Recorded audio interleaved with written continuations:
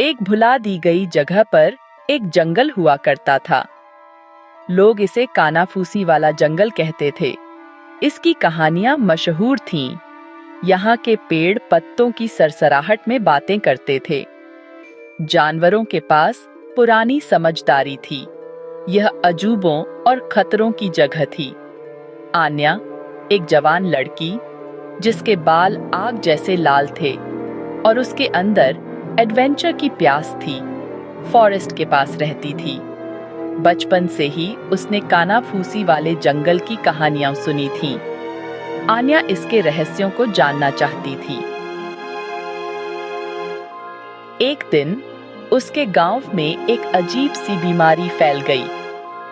गांव के वैद्य को एक दुर्लभ जड़ी बूटी की जरूरत थी, जो सिर्फ कानाफूसी वाले जंगल के बीच में ही मिलती थी। आन्या को पता था कि उसे ही इसे ढूंढना होगा। अपने दृढ़ निश्चय के साथ वो अपनी तलाश पर निकल पड़ी। आन्या ने एक पुराना लेदर बैग उठाया जो सप्लाई से भरा हुआ था। उसके पिता का कंपास, जो बचपन का तोहफा था, उसके गले में लटका हुआ था। यह उसे घने जंगल में रास्ता दिखाएगा। उसने एक गहरी सांस ली और एक ऐसी दुनिया में कदम रखा जो उसने पहले कभी नहीं देखी थी। हवा में एक छिपी हुई एनर्जी गूंज रही थी। धूप की किरणें पेड़ों के बीच से नाच रही थीं, जिससे जंगल का फर्श चमकदार रोशनी से भर गया था। अजीब और सुंदर फूल हर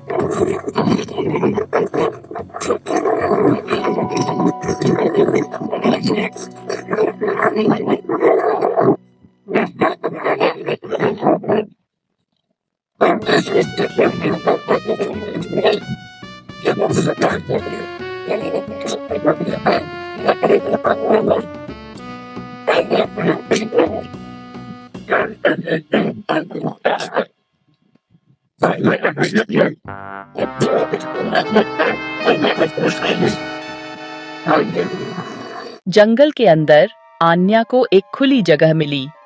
बीच में एक विशाल ओक का पेड़ था।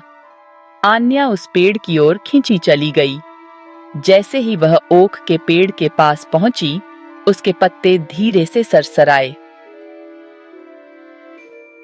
आन्या को एक प्रेजेंस का एहसास हुआ।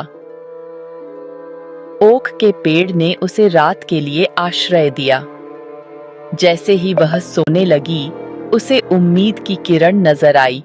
अगली सुबह ओक के पेड़ ने आन्या को पूर्व की ओर इशारा किया। यहीं उसे दुर्लभ जड़ी बूटी मिलेगी, लेकिन उसका रास्ता कांटों की घनी झाड़ियों ने रोक दिया था। कांटे एक अजीब हरी रोशनी से चमक रहे थे। आन्या को पता था कि वे खतरनाक हैं। उसने झाड़ी के चारों ओर जाने की कोशिश की, लेकिन यह हमेशा के लिए फैली हुई थी। आन्या को एहसास हुआ कि कांटों का सामना करना होगा। उसने कांटों की गति में एक पैटर्न देखा। उसे प्रकृति की आत्माओं को खुश करने का तरीका याद आया। उसने पत्थर व्यवस्थित किए और कांटे अलग हो गए। आन्या ने पहली चुनौती पर काबू पा लिया था। भाग 5। प्राचीन ओक की समझदारी।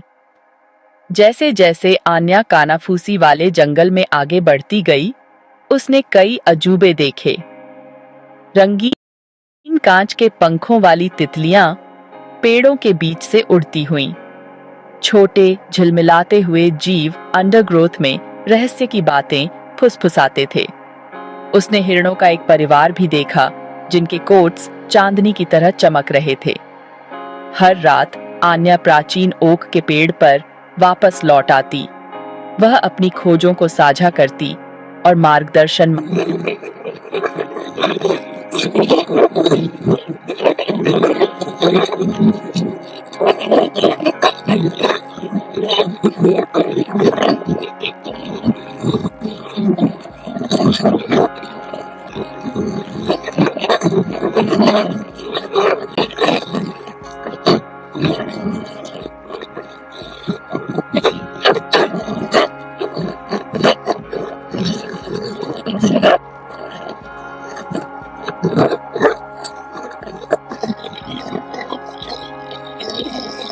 भाग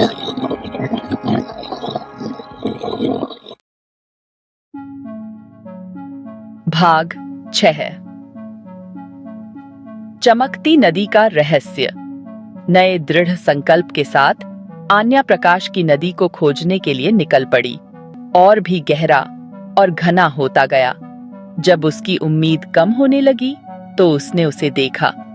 जंगल के बीचों बीच से एक कोमल ईथर चमक निकल रही थी।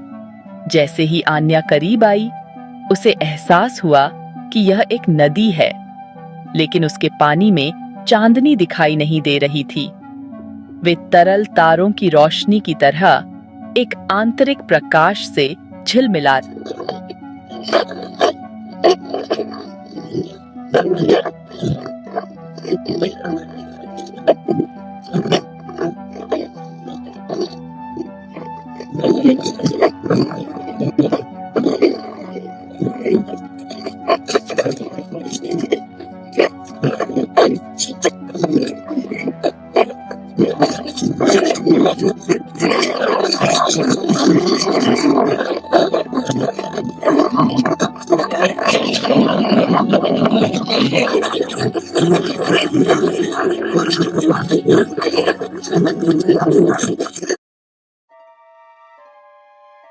भाग 7।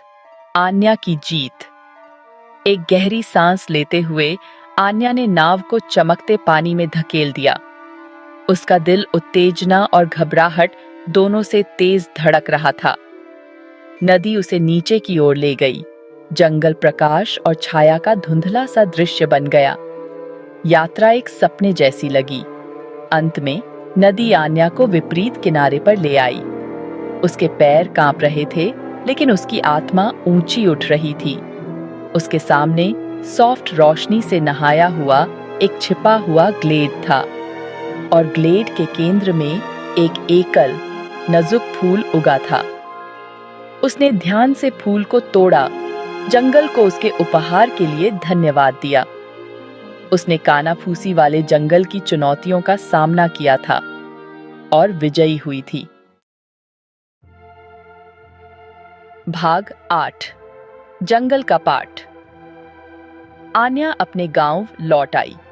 कीमती जड़ी बूटी उसके थैले में सुरक्षित रखी हुई थी।